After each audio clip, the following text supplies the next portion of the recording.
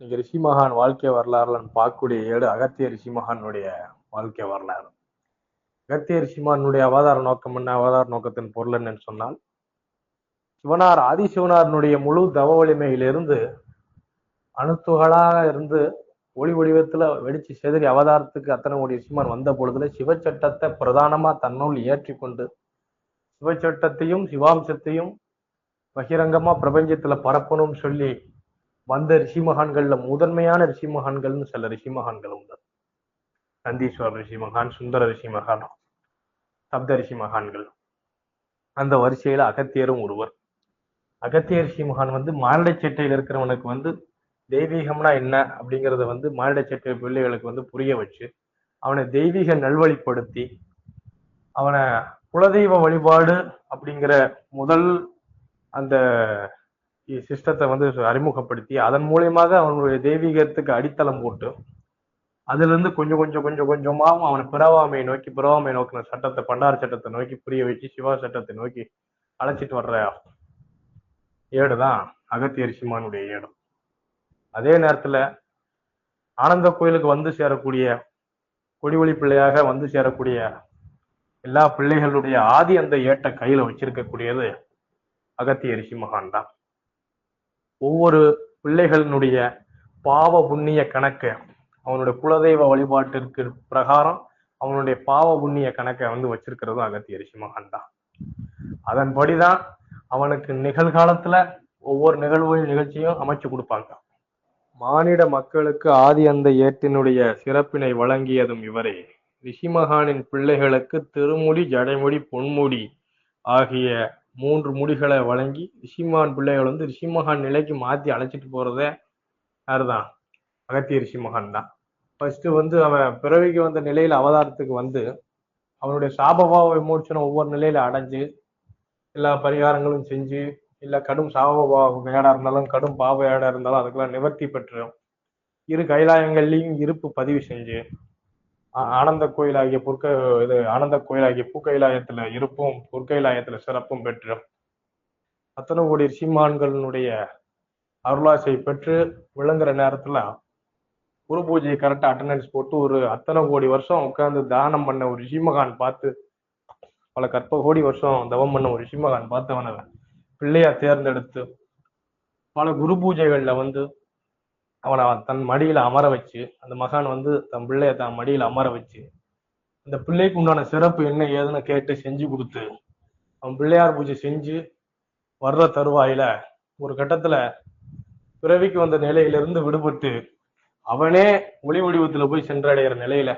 கைலாயத்துல அணுத்துகளா ஆதிசிவனார் கூட்டுல சென்றடைகிற நிலையில ஒளி வடிவமாக தன்னுடைய ஆத்மலிங்கத்தை மாற்றுகின்ற நிலையில ஆத்மாங்கிற நிலையிலிருந்து கூடாக மாறி கூடுங்கிற நிலையிலிருந்து ஆத்மலிங்கத்துக்கு தன்னை வடிவமைச்சு கொண்டு ஆத்மலிங்கத்திலிருந்து ஒளி வடிவமா ஒருத்தனை மாத்தி கொண்டு போறதுதான் அகத்திய ரிஷிமானுடைய அவதார நோக்கமே. சிம்பிளா சொன்னோம்னு சொன்னா, அப்ப பிறவிக்கு வந்த நிலையிலிருந்து ரிஷிமகானாக ஒருவனை மாற்றி அழைத்து செல்கின்ற நிலை வரை அதுதான் பண்டார சட்டமே.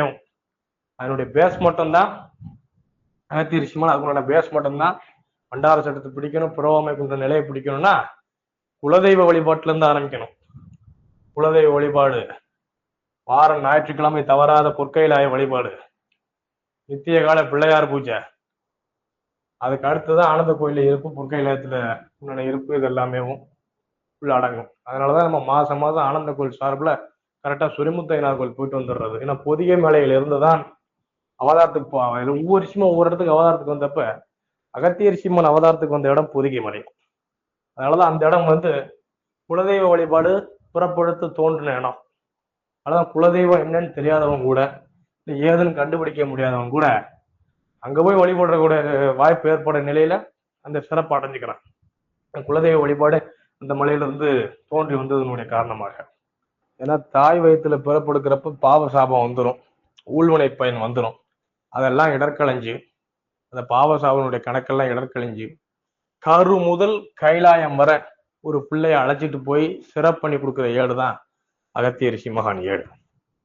ஆக இந்த நிலையில அவருடைய ஏடு அமையப்பட்டதன் காரணமாகத்தான் பெரியவர் பொட்டல்ஞானி ரிஷி மகானுடைய பொன்பரம்பொருளுடைய அளவு கடந்த அன்பையும் நற்பெயரையும் பெற்றிருந்தார் ரிஷி மகான்கள் மத்தியிலேயும். அதே நேரத்துல திருமுடி, ஜடைமுடி, பொன்முடி இது எப்படி ரிஷி மகான் பிள்ளைகளுக்கு கிடைக்கும் அப்படின்னு சொன்னா தியாகம் கூட கூட கூட. எப்படி லிங்கத்தின் அடிப்பகுதி ஆவுடைங்கிறது மாதிரி சித்தாந்தத்தினுடைய அடிப்பகுதியே தியாகம்தான். தியாகம்தான் ஒவ்வொருத்தனுடைய நிலையையும் அடுத்த லெவலுக்கு உயர்த்தி கொண்டு போறதையும். நம்ம சட்டத்துல தியாகத்தை விட ஒரு சாலச்சிறந்த எதுவுமே கிடையாது. அதனால தன்னுடைய காலத்தையும் நேரத்தையும் தியாகத்தின் மெனக்கிடலா குருநாதர்கிட்ட எவன் ஒருத்தன் கொண்டு போய் அர்ப்பணிச்சு செய்யறானோ அவனுக்கு தான் அந்த முழு தெய்வீகத்தினுடைய பொன்னான சிறப்பும் குருநாதனுடைய பரிபூர்ண அருளாட்சியும் கிடைக்கக்கூடியது. ஆதிசிவனார் பார்த்து அகத்திய ரிஷி மகான்ட்ட ஆதியந்தையோட கையில கொடுத்து ஒவ்வொருத்தனுடைய பாவ புண்ணிய கணக்குக்கு ஏற்றப்ப அவனுடைய தெய்வீக படி அளந்து கொடுன்னு இவர்கிட்ட ஆணையிட்டுட்டு அவரே அவதாரமா குலதெய்வ வழிபாட்டுக்கு அவதாரமா வந்த நிலை தான் ஐயனார் நிலையும், அம்பாள் அவதாரமா வந்த நிலை தான் அன்னபூர்ணி நிலையம். அந்த நிலைக்கு மாரடை செட்டையில் இருக்கக்கூடிய மக்களுக்கு ஏன்னா கல் தோன்ற காலத்துல உருவானது குருமலை. அதனாலதான் நம்ம குகையை சுத்தி கும்பிட்டு நம்ம ரிஷிமானுடைய ஆத்மலிங்கத்தை வச்சு கல் எடுத்துட்டு போய் நம்ம ஒவ்வொரு பிள்ளைகளுடைய வீட்டுல இருப்பிடத்துல வச்சு அபிஷேகம் பண்றோம்.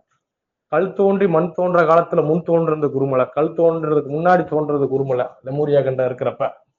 அப்ப அதனாலதான் ரிஷிமானுடைய ஆத்மலிங்கத்தை கல்லுல வச்சு எடுத்துட்டு போறோம். மண் தோன்றின காலத்துல உருவானதுதான் குலதெய்வ வழிபாடு. அதனாலதான் பிடிமண் எடுத்துட்டு போறாங்க. அப்ப அந்த நிலையில ஃபர்ஸ்ட் மண் தோன்றின காலத்துல அவதாரத்துக்கு குலதெய்வ வழிபாட்டினுடைய சிறப்பை ஆதிசிவனார் ஐயனாரா அவதாரத்துக்கு ஒவ்வொரு பிள்ளைகளுக்கும் சொல்லி கொடுத்துட்டு வரணும்னு சொல்றப்ப அந்த சப்ஜெக்டை எல்லாத்துக்கும் கொண்டு போய் சேர்த்து அதோட சிறப்பை இன்ன வரைக்கும் நிலநாட்டி வச்சிருக்கிறது யாருதான்? அகத்திய ரிஷிமான் தான். அதனாலதான் நம்ம சட்டத்துல 3 விஷயம் ரொம்ப பிரதானமானது, எல்லா பிள்ளைகளும் கடைபிடிக்க வேண்டியது. இந்த 3 இல்லைன்னா ஒன்றும் செய்யவே முடியாது. பிறவாமை சட்டத்துல இருந்து போகணும்னு சொன்னா ஃபர்ஸ்ட் குலதெய்வ வழிபாடு, 2வது பிள்ளையார் பூஜை, 3வது பொற்கைலாய வழிபாடு. இந்த 3 எவன் ஒருத்தன் கடைபிடிச்சு போறானோ அவன் ஜிங்கு ஜிங்குன்னு அடுத்தடுத்து லிப்ட் கொடுத்து மேல ஏற்றி கொடுத்துருவாங்க.